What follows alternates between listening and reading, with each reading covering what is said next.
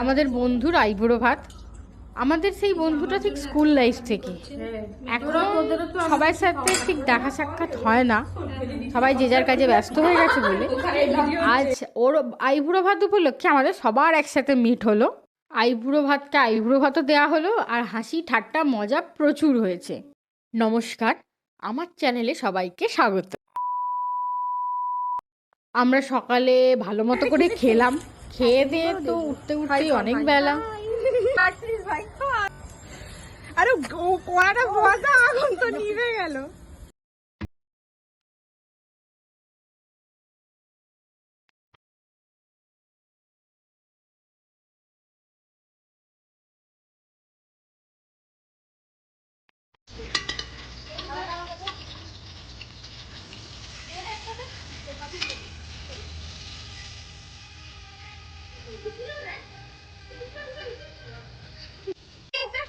আমাদের একটা আলু ভাজা হয়েছে, বাদ বাকি গুলো দেখছে ওর লোকে।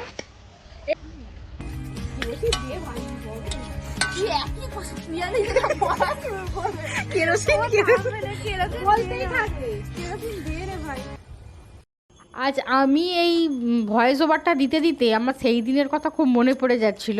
আমরা কিভাবে সেই দিনটা মানে আইবুড়ো ভাতের দিনটা কাটিয়েছি, মানে প্রচুর আনন্দ করেছি। মানে কি করে যে দিনটা শেষ হয়ে গেছে বুঝতেই পারিনি।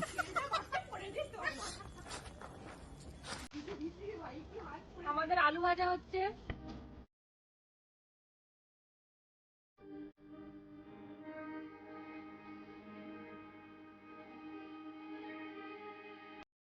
আমাদের রাঁধুনিরা রান্না করার থেকে বেশি হাসছে। আমাদের পকোড়ার মাংস ম্যারিনেট করা পড়ে আছে। ওর চিকেন পকোড়া করলাম, কিন্তু বাই এনি চান্স আমরা ভুলে গেছি নুনটা দিতে। যখন কমপ্লিট হয়ে গেছে পকোড়াটা, খাওয়ার সময় দেখছি নুনটা নেই, আবার নুন ছড়িয়ে খেয়েছি।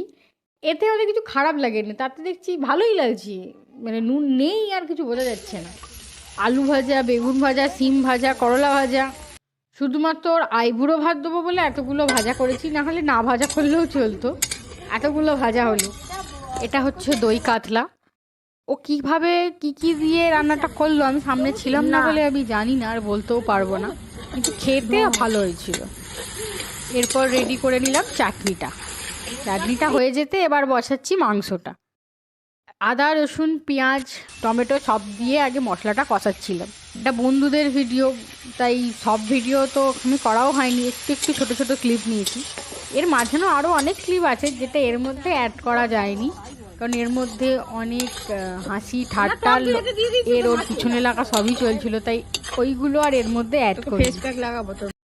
এটা আলু ছাড়াই করেছে চিকেন কষা, এটাও খুব ভালো হয়েছে। এরপর হয়েছে বাসন্তী পোলাও, ওটা আমি করেছি।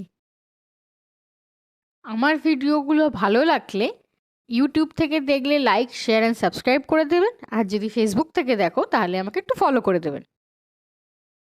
আর এখানে যে সাদা ভাত আর যে পায়েসটা এখানে দেখা যাচ্ছে, সেগুলো আমি আগের দিন মানে মানে করা ছিল, আর ভাতটা আবার মা করে দিয়েছিল শুধু ওর জন্য, তাই আমরা আলাদা করে কিছু করিনি।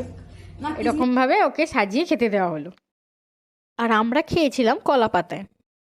এটাই স্মৃতি হয়ে রয়ে গেল। ভালো থাকবেন, সুস্থ থাকবেন।